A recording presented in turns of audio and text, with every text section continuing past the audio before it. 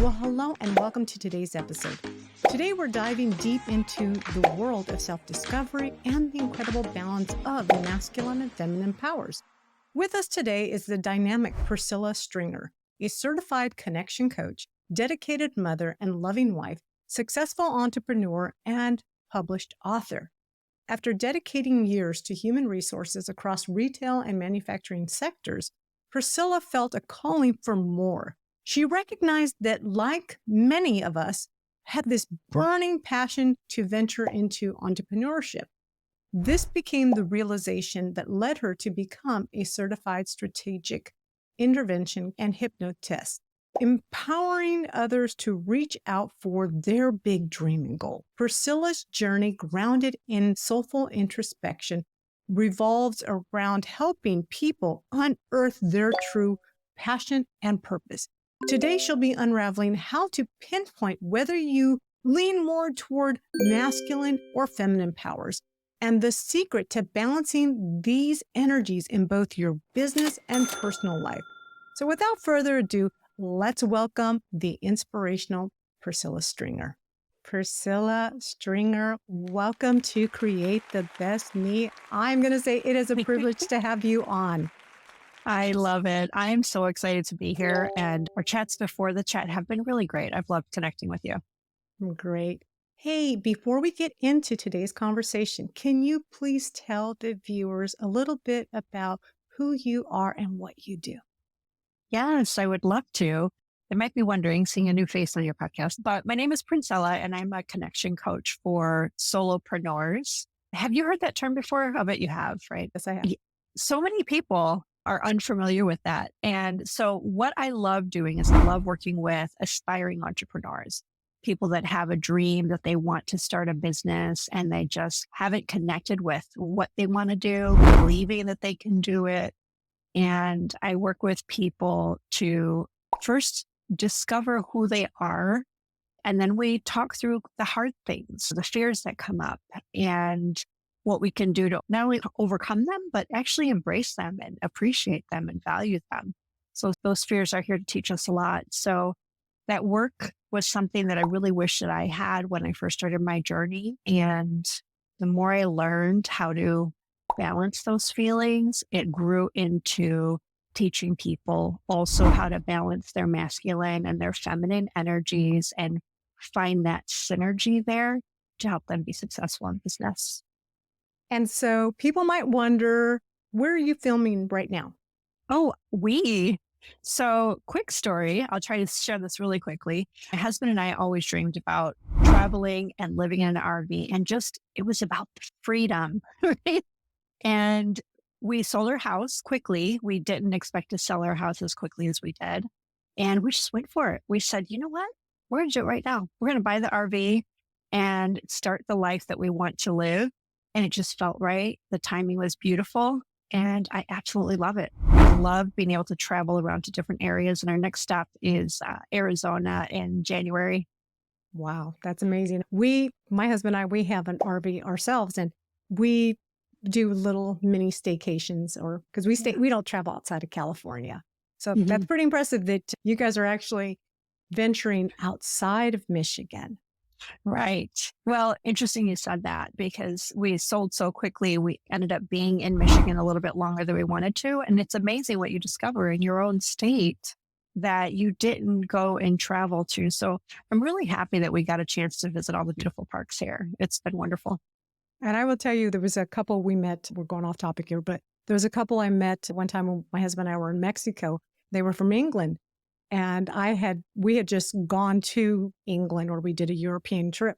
And I told them, oh, you're from England? I went here and I started naming things. And he turned around and he looked at me and says, I've lived in England all my life, and I have not seen the things that you've said. I know they exist because I go to London.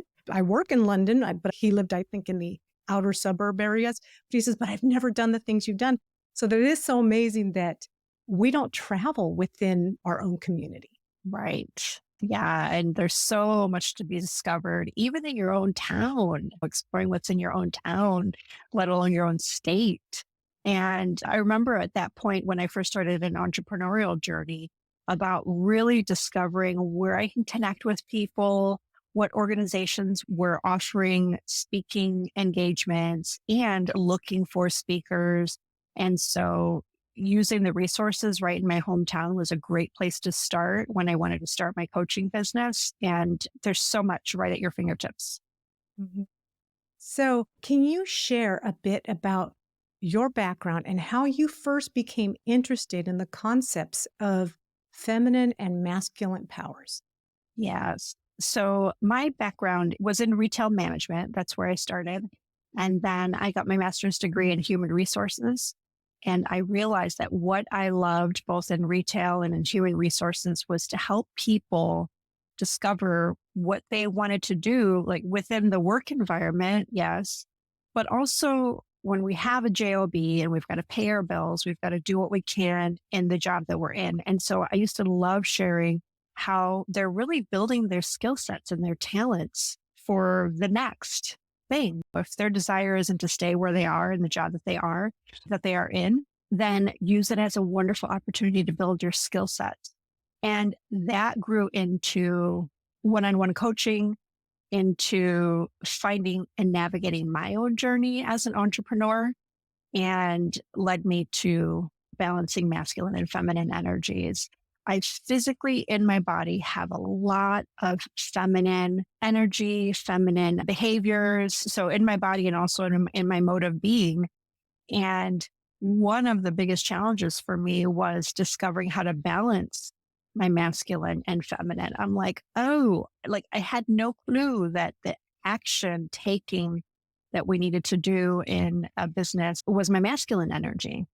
And that's where I started creating something based off of my years of experience in working with people and then my journey of entrepreneurship, and started talking about how important it is to know where you are on that scale. Some of us carry, like me, more feminine and my masculine.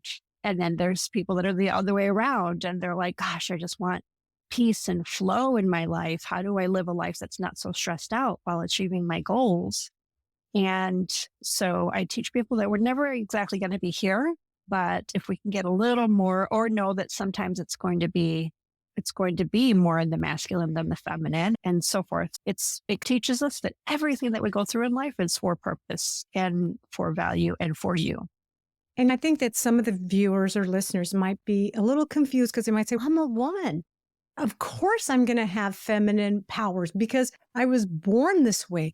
So could you please define the difference between the masculine power and the female powers and talk about how the concepts are strictly tied together? Yeah, that's a great question. And what I've discovered is that, yes, many people are confused by that. I had a conversation with a gentleman on an airplane, a trip I was taking, and we were talking about how since he was real young, he had this business. And as he grew, the business grew. And he still owns that same landscaping business. And he said, I love the things I have to do, keeps me working out. And I love the business side of it. And I grew it. He's really proud of that. And he goes, now I have the time to I was on my way to Yosemite Park, to go to Yosemite and hike with my friends and just enjoy nature. And I said, did you know that actually this process of you doing something that you enjoy and going hiking and enjoying nature, that is your feminine energy calling you? And he didn't realize that. And for me, I have some masculine energy in me, but since I'm highly feminine, I can walk in nature and just feel really refreshed. And by the way, that happens for a lot of us. We just don't do it enough and become aware of it enough to really relish in it. But I've learned that balancing, doing the things that I love that refuel me, and taking the time while I'm being refueled, saying to myself, okay, first of all, enjoying the elements, enjoying the fresh air, and at right timing, just asking ourselves some questions on, okay, what do I need to do next? What feels right next when you're in that space of really enjoying your feminine energy, whether it's reading or relaxing or walking in nature and being creative. And then we're saying, okay, what's the thing that I need to put on my list to check off later? What is the physical activity I can do of writing the book? or making a call that I need to make. And so I hope that explains well the different sides of feminine and masculine. So let me make sure I understand you correctly. So being more of a business mindset, is that more of a masculine power? Yeah, we can definitely say that because where that masculine energy really came from, it really stemmed from the beginning of business time, where many of the moguls of that time and the beginning of the business era were males. And that energy of getting things done at all costs were mainly run by men. There were women during that time that would do things in the background that were really supporting that male figure that was pushing and doing and executing and delegating. But then they would come home to family where they were nurtured and loved and asked how their day was. And having that balance, we can have that within ourselves, both of those balances by ourselves. And because of the beginning of business, it's stereotypically more of a masculine male mode of being. That's interesting. And I say that, do you find that maybe women that have become single moms, maybe early in life and raised children by themselves, do they tend to have more masculine tendencies as opposed to women who maybe were married and had that partnership to where they got to be more of the nurturers, they have more of the feminine? Yeah, everybody's different. And so our interpretation of how the masculine and the feminine showed up in our lives and in our upbringing can look so different for so many people. But what it makes me think about is that what are my core memories from childhood? And because our parents maybe were able to provide going to the park or showing up for the events and things like that, we see that nurturing side of our parents, right? And not all of the masculine is going to be shown, which that's what happens with so many of us is that when we're balancing the two, the more aggressive, assertive, more of that masculine is going to show up. And I think that with any parental journey, that balance of doing both for our families and for ourselves in a growing family or in a united family, it's really important to have that sense of balance in our upbringing and in the way we perform as parents for our children. Can you provide examples on how understanding the powers can influence decision making in leadership or the strategies behind a business? Yes, absolutely. So it's been said for years, like women entrepreneurs that wore the cap since they were little sometimes we're conditioned that way and we're taught that way. Maybe, as we're talking about mothers, maybe a mother was highly influenced by admiring the way their father used to, or their grandfather, whoever their male role model was, used to do and perform and do things. But still inside, maybe she still had some of those feminine qualities she admired from her mother, nurturing and being there when she needed to talk and things like that. So we're being conditioned by both of those influences, right? The second that you are within 6 feet of someone, you are automatically being conditioned by their mode of being and their behaviors. But where influence comes in is what we're seeing and watching and experiencing. We are taking mental notes all the time of what's working and not working and what we see as working and not working. And we're going to naturally adapt both the masculine and the feminine. Now, as we get older, we face our own pressures in life, and we have to make decisions like that so that we can do the thing that we want to do, where our values are, what's important to us. And as I said, those are all going to be affected by not only conditioning, but how we were influenced as well. And we can find a balance, and many times it's just not really talked about. So for people that are more in their masculine, this is where the challenges really come, is when we're more in our masculine, we're more prone to hypertension, high stress, disease in the body. When we're more in our feminine, we can live with flow and peace in our body, but then when we have to take action towards something, we're challenged by taking those action steps. But when we recognize that there is a way to take those action steps with ease and flow and paying attention to our feminine, that's where we can find the balance. And that's what I really want to help people do, is find that balance so that we don't have to live such a stress induced life. And that's really interesting that you bring Mhm. that up, because I'm more of the type of person that there's a process. There's A, there's B, there's C, and that's the only way to get to D. You have to follow the track. Mhm. Versus my husband. My husband is just cool, collective, and he has fun along the way to getting to the end result. And he doesn't follow A, B, and C. Yeah. And so when you're talking, I'm thinking, is he more of a female? Is he have more of the female side and I'm more of the masculine side? Yeah. Yeah. Yeah. And we both will identify with one or the other internally, but then there's also that external view as well. Quite possible, I don't know, I'm just completely making this up, but it's quite possible that there was a time in life where your husband was living in his masculine more, and he realized maybe he was way up here with the stress and hypertension. And then he realized, wait a minute, I want more peace and ease and flow, and then flipped the script and realized the value in bringing more of that into life. This happens with so many people. I've coached several people on this where that living the life of highly masculine energy is not good for our bodies. And inevitably, it will show up. And you and I have had wonderful conversations about pouring into other people that have goals and want to learn and grow. That's you tapping into your feminine. You've also created a system where you believe, your brain believes, your body believes there is a way to have things happen. And that feels good to you and it works for you. So in our conversations, I really noticed that you have a beautiful way of balancing the masculine and the feminine. Thank you. How can entrepreneurs begin to identify which power, masculine or feminine, they should operate from predominantly? Yes, that's beautiful. That's a beautiful question. So I actually recently created an assessment, a self-assessment. So you very simply ask yourself these questions. And the questions I have in this assessment help us become aware of what is masculine and what is feminine. And awareness is so important to identifying our natural modes of being.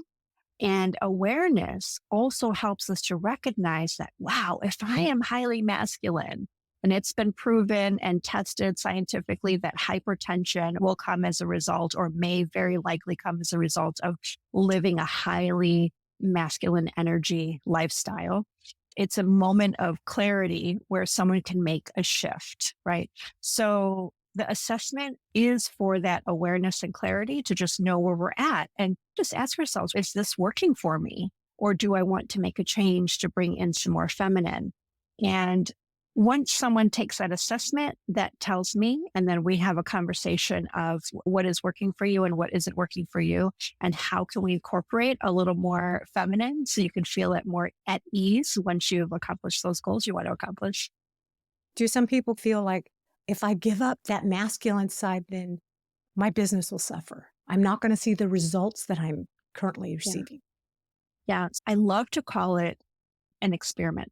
Let's just play. Let's just see, how does it feel to just sit 5 more minutes with that cup of tea or cup of coffee and just look out the window? How does that feel when you go back into your workspace and the things are still there just waiting for you to do them, right?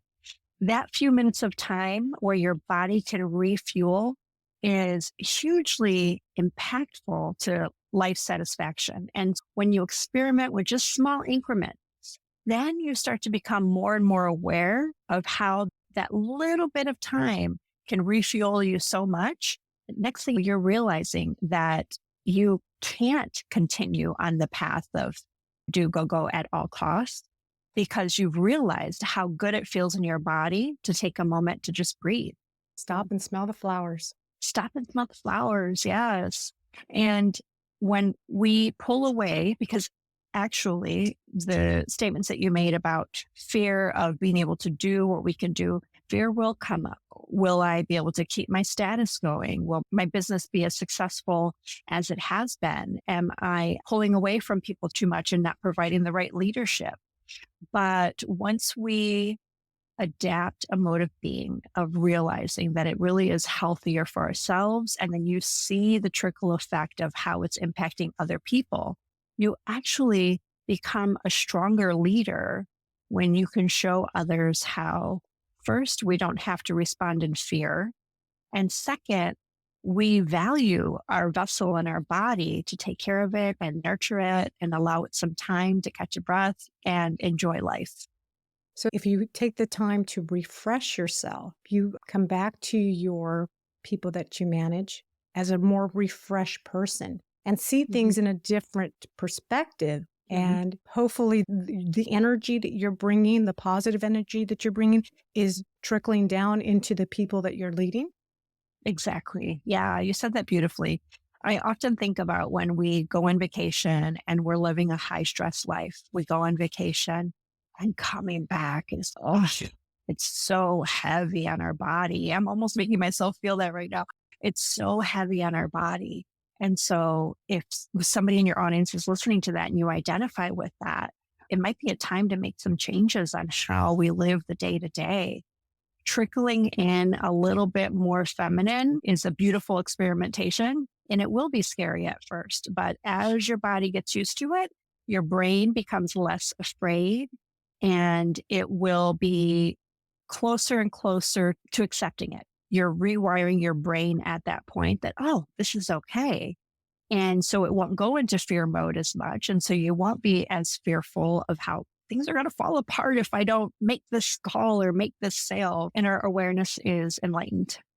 Yeah. My husband and I used to always joke when we used to go on vacation. We were both in the office.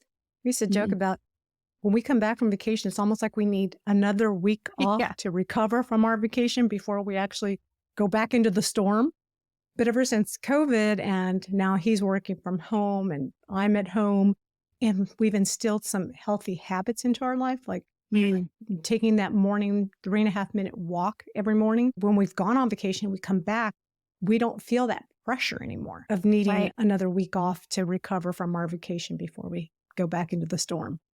Right. So do you think that you've always been in that way of trying to find that balance between enjoying life and doing the work? I think all my life, I have always been the type of person that running to the goal. And so I'm kind of wearing like blinders. Can't look left, can't look right. You got to keep looking to that goal, toward the goal. And even when I'm on vacation or whatnot, there was no joy because the goal was what I was fixated on. Yeah. And so I will say that my perspective or my way of seeing things have shifted so much.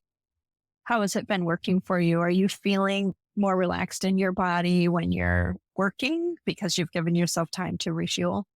Oh, I think so. Because before, I couldn't even think about taking time for my own personal well-being.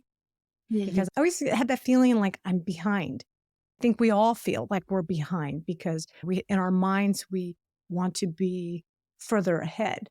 Yeah. And so taking an hour out of my day to walk with my husband, have a conversation, walk. I used to feel like, oh, I'm going to miss 1 hour of work. And I noticed that whether I miss that 1 hour of work or not, if I miss that 1 hour work, when I come back, it seems like I achieve so much more than if I get up, do my morning routine, and then come sit down and start to work. If 3 o'clock rolls around, I feel like I didn't accomplish as much as I would have had I taken that 1 hour out of my day for my well-being. That's beautiful. Can you share a personal story where understanding and balancing these powers make a significant difference in your professional journey? Yes. So before I started with some of the modalities that I'm using today, I wasn't completely aware. I didn't trust my intuition. I didn't trust my decision making. I was making decisions when I was either really high excited on something or really low and unhappy about something that just happened. Those were the times I was making decisions. When I realized that wasn't working for me, making decisions either really excited or really upset, it opened my eyes and I ended up coming across did you ever have something like just come across your Facebook or LinkedIn feed and you're like, oh, that, I'm going to look into that? Well, that's what happened to me with human design. And when I heard about human design, I go into the platform and I start researching and exploring. And there's so much data in that system. And for those that are not aware of the system, it's a system that combines quantum healing, the Kabbalah, the I Ching, astrology. I think I'm forgetting one, but all of those are integrated into the system. And I love assessments. I think I've taken every assessment known to man. And I did my profile. I found out what my human design is. And one of the first things that I discovered about myself was that decision-making process of making decisions at either a high or a low state. And so when I realized the value in allowing my emotions to get balanced before I made a decision, that was a game changer. It was so important to me. And I felt more confident in recognizing that just paying attention to how my emotions were and how I felt was something really important in my decision making. And that trickled into discovering that when I looked at my human design chart, I realized that I actually have a very strong intuition capability within my body. It's how I was born, and what interferes with my intuition and my decision making was fear. Am I good enough? In younger years, I didn't get the best grades. I was like some classes, I was like, thank God I passed. And then I thought I had to get degrees to prove I was smart enough to do all of the things. That's what we all do, right? We get our degrees, we get our certifications to prove that we can do the thing. And so I got my master's degree in human resources, and it wasn't leading me to a path that I felt really good about. And when I discovered human design, I learned that if I came to certain awarenesses, like for instance, just seeing how much intuition energy was in my body, I was like, oh, I do have a strong intuition. Now, some people don't need something like that to tell them, right? Some people know certain things about themselves and they act on it. But when we allow fear to tap into our decision making, fear to come into our brain, and we respond based off of fear, we're not tapping into our best decision making skill sets. And since I'd been developing my intuition, now I'm able to feel it in my body when something does not feel right. And more, that intuition muscle is getting stronger and helps me to navigate what really is the best thing for me, even if it means having a tough conversation. I feel such release and feel guided and really trust who I am and how I'm meant to be in the world. And yeah, that was the greatest tool that I came across and discovered. Did that answer your question? I think I went off a little tangent. I love human design. But I think that sometimes people because I always tell my children, follow your gut. What does your gut tell you? Yeah. Your gut's always going to guide you in the right direction. Yeah. But I think that sometimes we follow our gut, or maybe our gut was wishy-washy. And so we follow it and something bad happens. And so when our gut tells us to do something, our fear kicks in, our memory kicks in and says, do you remember that one time? Yeah. And that happened. Yeah. And so that fear grows humongous, and it's overshadowing the power of following your intuition or following your gut. Yes. In the beginning stages of when we're becoming aware of our natural inclinations and what it feels like to have a gut response, there are a couple of different, we call them authority in human design. There are a couple different authorities where you make a decision, and I'm an emotional manifesting generator. As I mentioned earlier, it was game changer for me to discover the highs and the lows. But there is something called a sacral hit.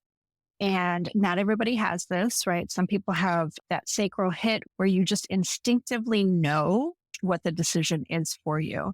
And this is another beautiful way to exercise and strengthen that muscle.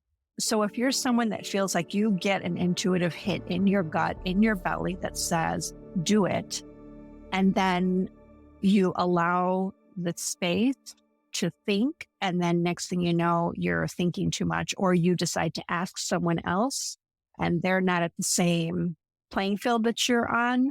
So they're going to give you advice that's based off of their experience, their fears, right? And so there are external factors that can influence what we believe about our gut response. So when we have a gut response, and the other thing I also like to say to your point is that sometimes that gut response is there, all times that gut response is there to serve us. But sometimes it's not going to look the way that you envisioned in your mind. Sometimes there's a teaching to be had there that will lead to another and another along the path that you're meant to go to. So we have to trust the process, that it may not always look the way that we imagined, but every time we can ask ourselves, but what did I learn in this? And we will always find value in what we learned in it. And going back to my comment before about if anyone's out there relating to this, and sometimes, as Carmen said, it doesn't turn out the way you want it to, there is a way to strengthen that muscle with a very small, innocent way, which is just saying, I don't know what I want to eat. And then we think, do I want oatmeal? No. Do I want cereal? Yeah. So might not be the healthiest option, but just a small example. But you're identifying how does it feel in your body when a gut response feels good. And then you just go for it. Okay, fine. I'm just going to have one bowl of cereal. You have that cereal and you don't let the sugar, the milk, what if you don't have oat milk or whatever it is you need? So strengthening that muscle as to what feels good and allowing yourself to follow that gut instinct and go from there. Now, if we have the space in there where the thought comes in that may infuse fear or confusion, those we can quickly identify as not ours. Most people will have a mind, or how they conceptualize the thoughts that come into their mind. Most people will be highly influenced by the external that will cause thoughts to come into our mind. And so when we can take that as our brain's way of protecting ourselves, we can say, thank you for that thought. I'm going to be aware of that for my next breakfast and have something healthier. And then just enjoy the cereal. Can you give a success story from one of your clients or students? Yes. So my favorite clients have been to work with individuals that are highly masculine. So once they get to the point of seeking out someone like me, they are feeling the stress. They are feeling not well in their body, and their body is signaling to them that they want to find something that feels good and not feel the pressure. I had one woman, her name is Robin, and Robin said to me that she was tired of living a life of going after the carrot, so to speak. In her language, she was always looking for the next promotion. And when she got that promotion, she was already thinking of the next promotion and was always on a path of growing. One day, through personal events, it just hit her that was not the way she wanted to live life anymore. It was taking her down a path where a lot of stress was living in her body. And we just very simply started off by inviting her to have her tea on her front porch in the morning and just smell the fresh air and just sit and do nothing. And it took some time for her to really feel that in her body, to feel it as a benefit, and to teach her brain, rewire her brain that this is a good, productive activity. Then she was able to really adapt into that. And that's a game changer. When you see the feminine activities as productive, that changes everything. So I understand you have a book coming out this month. Yes. What is it about? This book, it's called The Unified Way, Balancing Masculine and Feminine Energies as a Solopreneur. This book is highly focused on solopreneurs, as I mentioned in the beginning, that I love working with people that have this big dream goal and they don't know what's stopping them from taking the steps. And there were so many years in my entrepreneurial path where I knew I needed to do something, but what? I didn't know. I wanted someone to tell me how. And I actually held on to my books for a long time. Some of them I never even read. I started to crack them open and I'm going, oh no, I'm not ready for that. I'll have to read that later. So with the book, I was able to look back on my journey and look at how do I infuse more masculine energy into my feminine energy to create the things that I know I am here to do. And I also discovered that there are many people that hadn't taken the time to figure out what they felt in their body was what they're meant to do. Many people say to me that they never felt that nudging or calling to do something.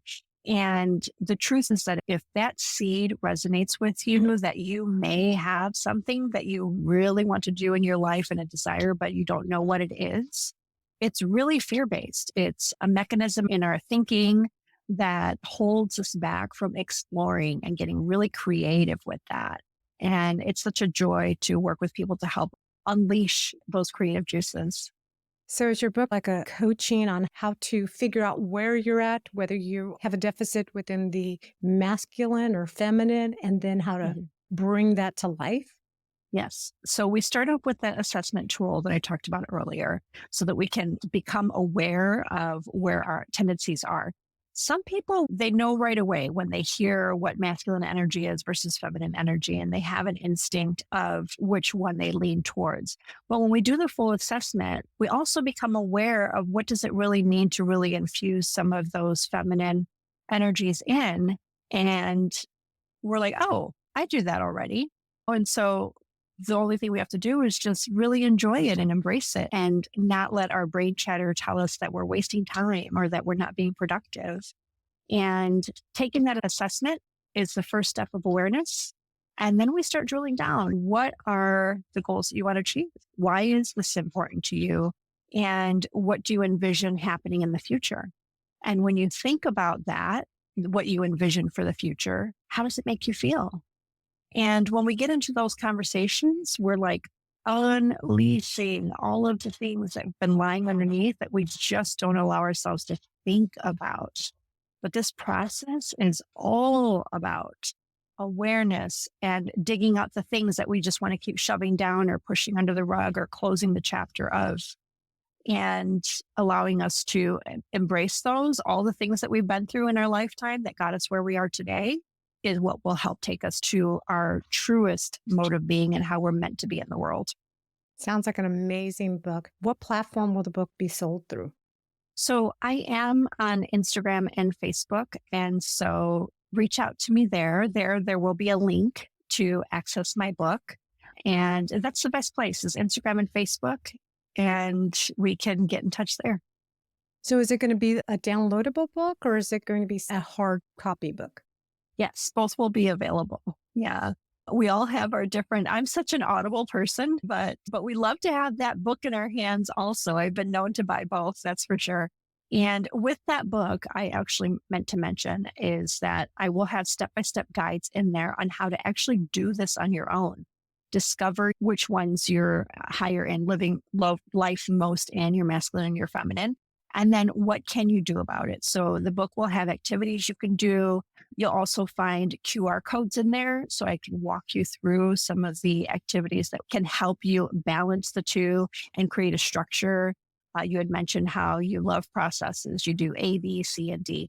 So I've laid it out so that people can take a look at a list of feminine exercises and pick one that resonates with them. And that's the best way to do it versus me just mapping out what they should do 1, 2, and 3. I'm teaching people to tap into their body and find that awareness of what feels good. Does it feel better to sit on my porch or does it feel better to go for a jog? Or to read my book. And so whatever resonates with your body is, oh, yes, I'm going to do that today. And we take it from there. And then you start to discover your own routine and your own path to finding that balance. So you said Audible. So I'm just going to ask, did you also record? Are you going to record the book or did you record the book? I will be working on that as well. Yeah. But in the beginning, we'll just have an ebook version and hardcover and softcover.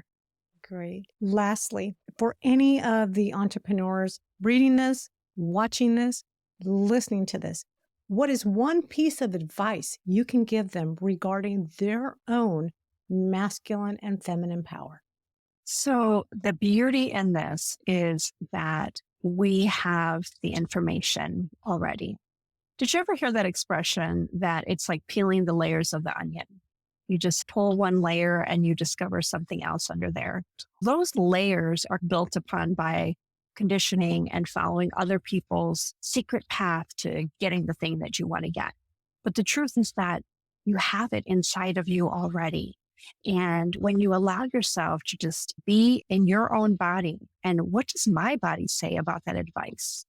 We can get advice from other people, but then ask yourself, what does my body feel about that advice? Does it stir up any emotions? Do I feel good about that advice? If you feel good about that advice, then take the action. If you don't feel good, allow yourself some space to think about it. Yeah. Right. Priscilla, where can people learn more about you? Where can they find you? So right now I'm on social medias on Instagram and Facebook. Those are the best ways to find me. And I also have a website, princellastringer.com. You can find out about where I'll be speaking or where you can find my book and when my audiobook will be coming out as well. That's great. And I forgot to ask this, but what comes after the book? Anything in the future? Oh, I love that question. So my dream, as I mentioned earlier, we're in an RV and we're traveling to different parts of the States. My dream is to really be able to go into different areas and share more about these teachings. I really want to help as many people as possible to just discover their true nature and what feels good to them.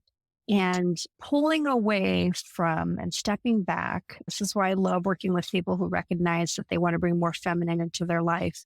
We have a better quality of life, not only for ourselves, but our neighbors and our children, and seeing that trickle effect of the impact.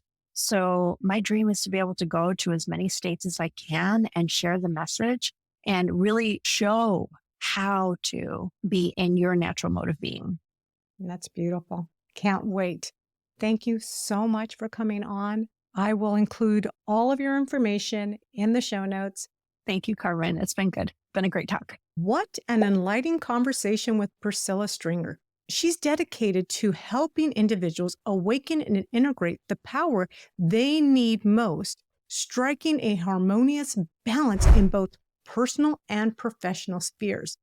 The result? A life that's not only balanced, but also infused with purpose and good health. If you are eager to embark on your journey of self-discovery and understanding your inherent power, don't miss out on Priscilla's transformative book. Simply head on over to createthebestme.com/EP050 to get the link to secure your copy and today's transcripts. And now, remember, if this episode resonates with you, please subscribe to stay updated. Join me next week when we'll delve into the topic of marriage. This is an episode that is important no matter where you are in life. So be sure to not miss it. Until then, keep dreaming big. Take care of yourself. And remember, you are beautiful, strong, and capable of creating the best version of yourself. Thank you for watching. Catch you next week. Bye for now.